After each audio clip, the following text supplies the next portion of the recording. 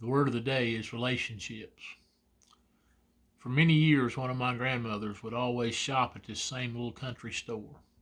I always wondered when we took her to the grocery store why we would go to the big chain grocery store, but we always had to stop back by this little country store.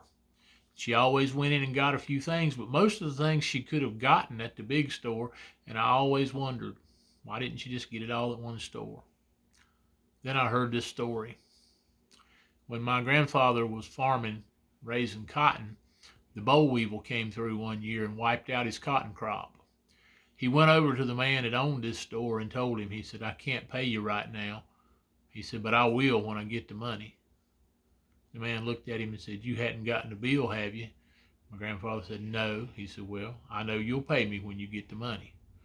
They had built a relationship with the man, and my grandmother never forgot that. She always shopped there because of what he had done for them in the past. As we think about what we're going through now, let's make sure that we are maintaining and building relationships. If you have somebody you hadn't heard from lately, maybe you ought to give them a call or send them a text, send them a Facebook message, or send them an email. Get in touch with them some way. You can do it by social distancing through all these different ways.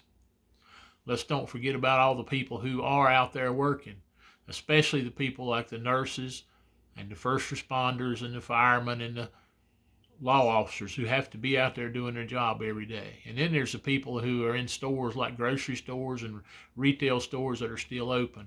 It's added a lot of work to them because they have to keep the place clean and sanitized and still provide service to the customers.